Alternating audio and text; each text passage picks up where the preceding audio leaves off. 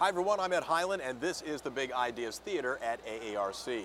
I'm joined now by Daniel Raleigh, who is with the University of Virginia Medical Center. Daniel, thank you so much for coming by and joining us. Thanks for the invitation. Wanted to talk a little bit about a look inside the lungs, going to be part of your presentation, electrical impedance tomography. Give us some thoughts. First of all, the big picture, what is it?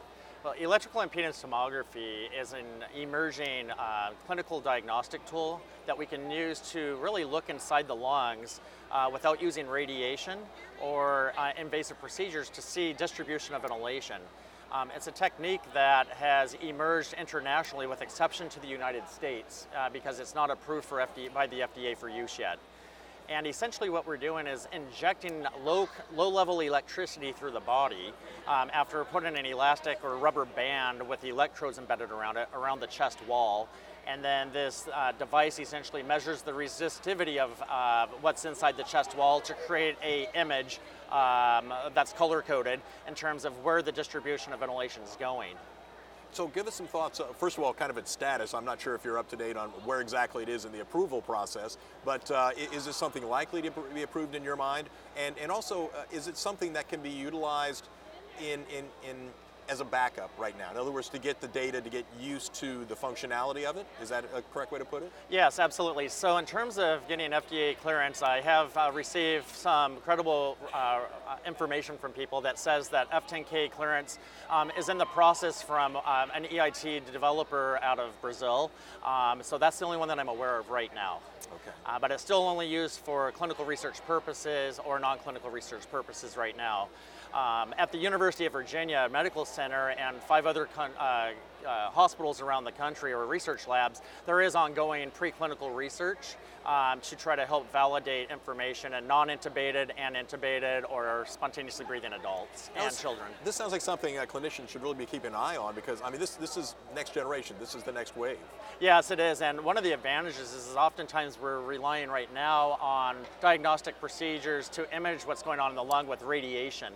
And this imaging technique is non-radiation producing or emitting, which is very nice. It has a very strong safety profile, and correlation studies have really demonstrated very good correlation with lung volume changes that we're seeing both with the CT scan and this technology.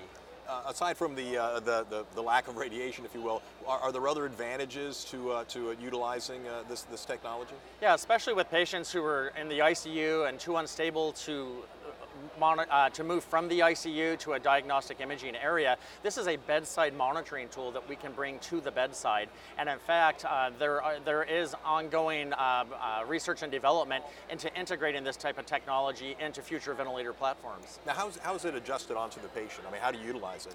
Yeah, so basically we take an elastic band or a rubber band and we place it between the 4th and 6th intercostal space of the chest wall. So the respiratory therapist is very well positioned to not only place this around the patient, but then connect it to the monitor and then look at regional distribution of ventilation pretty much seamlessly. Now, what's the learning curve? I mean, is it easy to, once you get the technology, assuming it's approved at some point, is it fairly easy to adapt and practice with? Yeah, for respiratory therapists who do specialize in critical care, the learning curve is not too high because we oftentimes look at CT chest imaging, and the contour of the electrical impedance tomography image takes the same shape as a CT scan. The unfortunate thing is it has very low spatial resolution when compared to a CT scan, so we don't have the anatomical detail. But when we do see distribution of ventilation that appears like lung, we're able to actually see where that's going.